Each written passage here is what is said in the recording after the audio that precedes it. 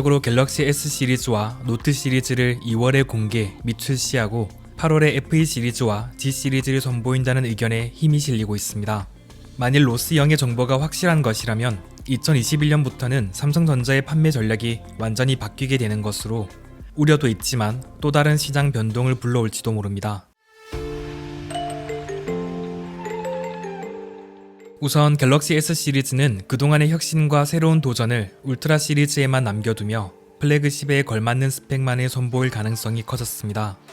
FE 시리즈의 매년 출시 약속으로 갤럭시 S 시리즈는 FE부터 기본 모델, 플러스, 울트라까지 적어도 4가지 파생 모델을 갖게 되거든요.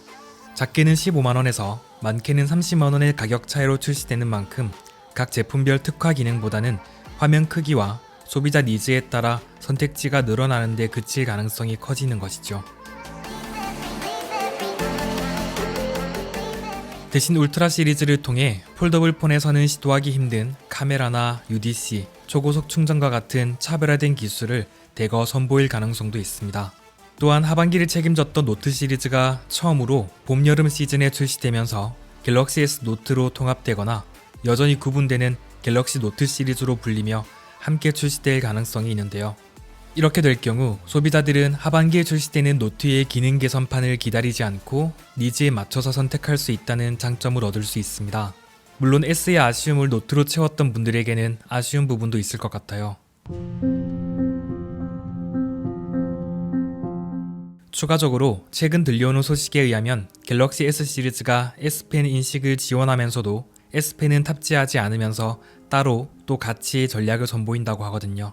그러니까 플래그십 폰의 공통점 가운데 S펜 인식 지원을 포함한다는 것이죠.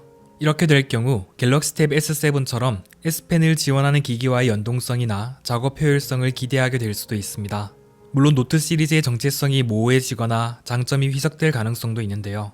S와 노트 시리즈를 동시에 선보인다는 것만 하더라도 너무나 많은 경우의 수가 있기 때문에 가격 정책을 비롯해 어떤 전략으로 선보이게 될지 기대 반 우려 반으로 지켜봐야 할 것 같습니다. 그렇다면 가을은 어떨까요? 우선 삼성은 얼마 전 갤럭시 Z 플립 5G에 최신 스냅드래곤 865 플러스 칩셋을 탑재하면서 예상치 못한 스펙 향상을 선보였어요. 그러니까 내년 가을까지 갤 플립의 생명력을 이어가기 위한 초석을 깔아둔 셈인데요. 이를 토대로 내년 가을 갤 플립 후속 모델 출시설에 힘을 실어주는 상황입니다.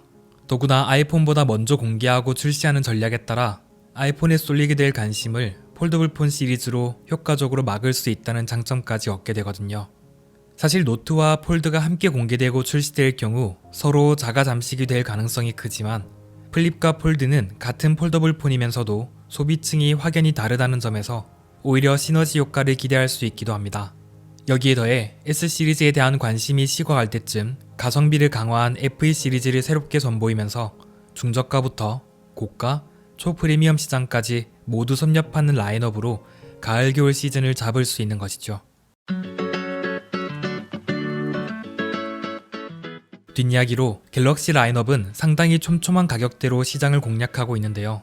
A01부터 A21, A51, A71 그리고 새롭게 출시된 갤럭시 S20 FE, 갤럭시 S20 시리즈와 갤럭시 Z 플립 그리고 1999달러의 갤럭시 Z 폴드 2까지 정말 빈틈없는 가격대로 시장에 뛰어들었거든요.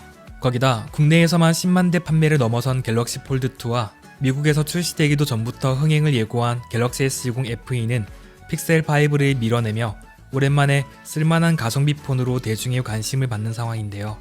어쩌면 갤럭시 S20 FE는 아이폰 12 미니까지 효과적으로 견제하며 안드로이드 진영에서 보기 드문 가성비 폰으로 효자 역할을 톡톡히 할지도 모릅니다.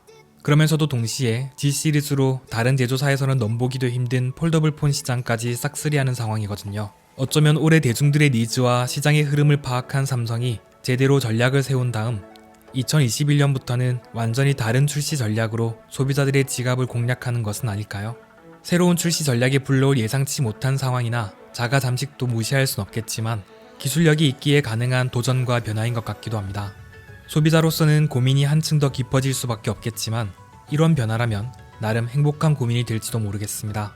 그러면 저는 새로운 출시 전략과 출시 일정에 대한 또 다른 소식이 들려오면 한 번 더 여러분에게 전해드리도록 할게요. 지금까지 맥가이버 에디터 A였습니다. 구독과 알림 설정 부탁드립니다.